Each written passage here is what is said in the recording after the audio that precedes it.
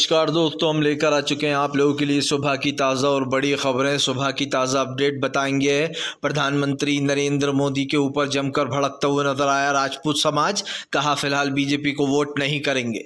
दरअसल आपको बताते चले, राजपूत समाज का गुस्सा लगातार बढ़ता चला जा रहा है बीजेपी नेता के बयान से। राजपूत समाज का कहना है कि चाहे कुछ भी हो जाए, करली सेना सड़कों पर उतर आई है। करली सेना का कहना है कि बीजेपी नेता ने हमारे घर की महिलाओं का अपमान किया है और ख़ास कर उनके ऊपर जो टिप्पणी की है उसके चलते आपको बताते चले, बीते दिन पुतला भी जलाया गया था। अब फिर से एक बार सड़कों पर उतर गई है करली सेना और राजपूत समाज।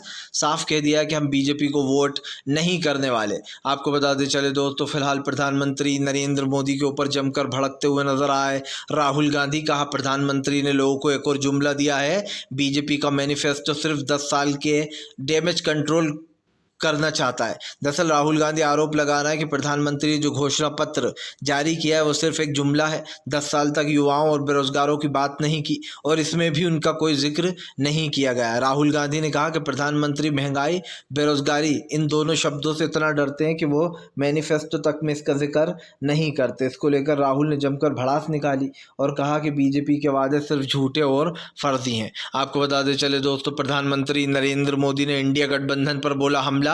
कहा इंडिया गठबंधन के दूल्हे का अब तक पता नहीं है कौन है। दरअसल आपको बताते चले, प्रधानमंत्री नरेंद्र मोदी ने इंडिया गठबंधन पर सवाल उठा दिए।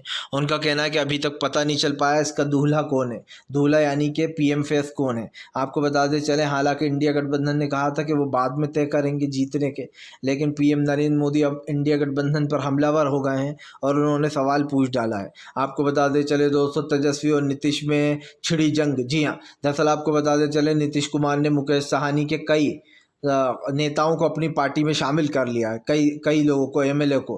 दरअसल आपको बताते चले, मुकेश साहनी ने आरजेडी से हाथ मिला लिया तेजस्वी यादव से, और तेजस्वी यादव से हाथ मिलाने के बाद दोस्तों नीतीश कुमार ने मुकेश साहनी के कई लोगों को, यानी कि मछुआरा समाज के कई लोगों को अपनी पार्टी में शामिल कर लिया है। जिसके बाद आपको बताते चले, नीतीश कुमार और तेजस्वी में सीधी जंग की शुरुआत हो गई है। उधर तेजस्वी यादव नीतीश कुमार की शुरुआत हो चुकी है क्योंकि मुकेश साहनी के कई सहयोजक अब जेडीयू में जा चुके हैं।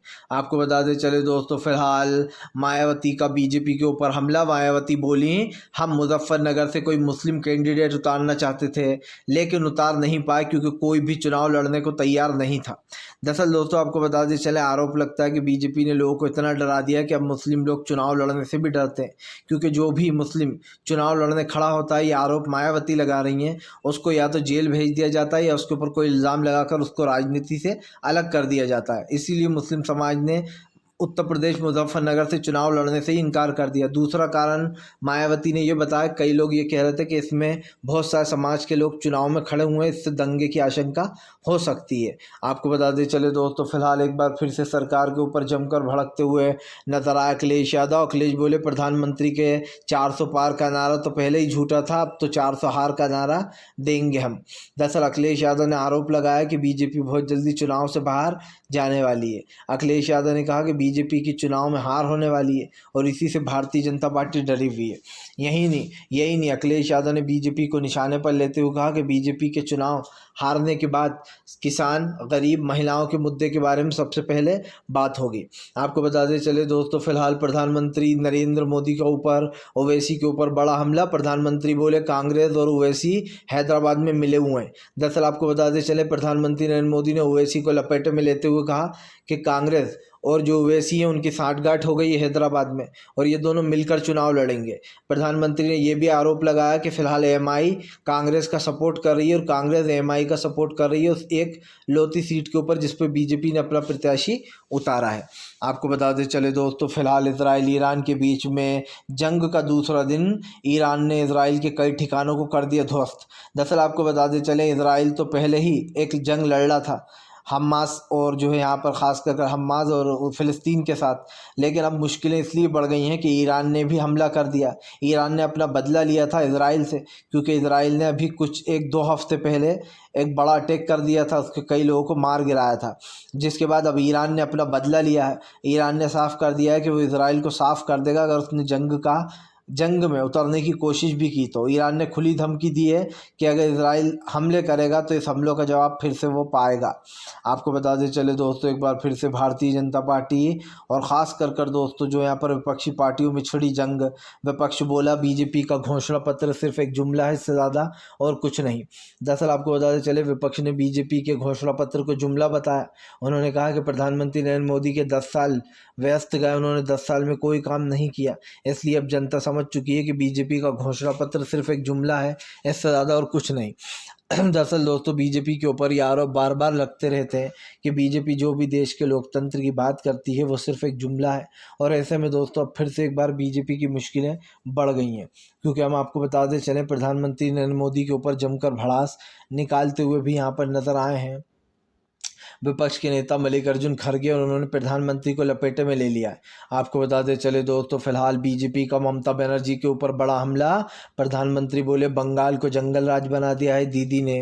दरअसल दोस्तों आपको बताते चले अब प्रधानमंत्री नरेंद्र मोदी ने बंगाल की ममता बनर्जी को निशाने पर ले लिया है। प्रधानमंत्री नरेंद्र मोदी ने बंगाल पर हमला बोलते हुए कहा कि बंगाल में सिर्फ गुंडागर्दी चल रही है और जंगल राज बन चुका है। ममता बनर्जी को निशाने पर लेते हुए नरेंद्र मोदी ने कहा कि बंगाल की जनता बीजेपी को वोट टीएमसी को वोट नहीं देने वाली, क्योंकि वो समझ चुकी है कि टीएमसी सिर्फ दंगे भड़काने का काम कर रही है। आपको बताते चले चुनाव से पहले ईवीएम मुद्दा गरमाया, जनता बोली ईवीएम को हटाओ, बैलेट पेपर लाओ। आपको बताते चले कांग्रेस ने कर दिया सपोर्ट। दरअसल आपको बताते चले विपक्ष हमेशा से ये मांग कर रहा है कि ईवीएम को हटाकर बैलेट पेपर से चुनाव होना चाहिए। उधर बीजेपी ये कहती है कि जब भी विपक्ष चुनाव हारता है तो वो ईवीएम पर ठीकरा फोड़ देता है। हालांकि कांग्रेस ये कहती है कि सबसे पहले ईवीएम पर किसी और ने नहीं बल्कि लाल कृष्ण आडवाणी ने सवाल उठाए थे कि कांग्रेस 2 बार इसलिए जीत गई क्योंकि ईवीएम की सहायता से। इसीलिए अब कांग्रेस ने इस मुद्दे को उठा लिया और वो कह रही है कि ईवीएम को हटाना चाहिए, बैलेट पेपर से चुनाव होना चाहिए। लेकिन कांग्रेस इसमें बीच का रास्ता लाई थी और उसने कहा था कि फ़िलहाल ईवीएम से भले ही चुनाव हो, पर लेकिन जो बैलेट पेपर की पर्ची बॉक्स में गिरती है उसको बाहर वोटर्स के हाथ में दिया जाए और उसे एक बॉक्स में डाला जाए ताकि बाद में उसको काउंट किया जा सके, 100% मिलान किया जा सके। आपको बताते चले दोस्तों फिलहाल चुनाव से पहले ही कन्हैया कुमार ने दिल्ली ईस्ट से कन्हैया कुमार को कांग्रेस ने उतारा है। दरअसल आपको बताते चले कन्हैया कुमार दिल्ली और ख़ास करके बिहार में काफ़ी पॉपुलर चेहरा माने जाते हैं। ऐसे में कन्हैया कुमार को दिल्ली से कांग्रेस ने उतारा है। 4 पर आम आदमी पार्टी लड़ेगी, 3 सीटों पर कांग्रेस चुनाव लड़ेगी। उसमें से जो नॉर्थ दिल्ली है वहाँ से कन्हैया कुमार को उतारा गया है।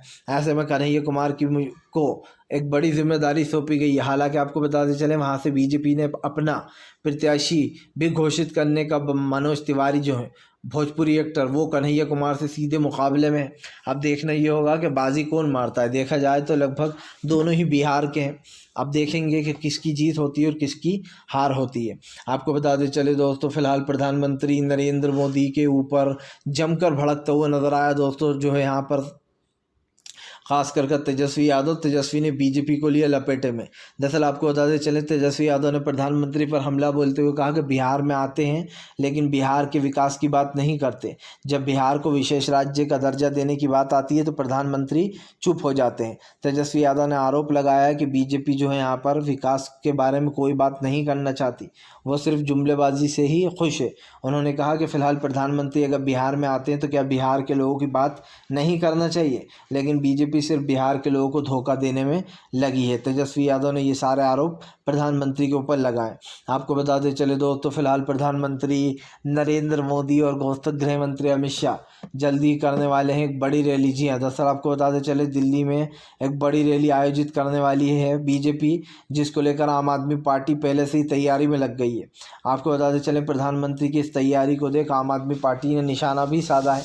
उन्होंने कहा कि फिलहाल चुने हुए मुख्यमंत्रियों को जेल में डालना बीजेपी की पुरानी आदत हो गई है, अब तो मुख्यमंत्रियों तक को नहीं छोड़ा जा रहा। आपको बता दें आम आदमी पार्टी ने आरोप ये भी लगाया कि प्रधानमंत्री के सिर्फ जुमलों से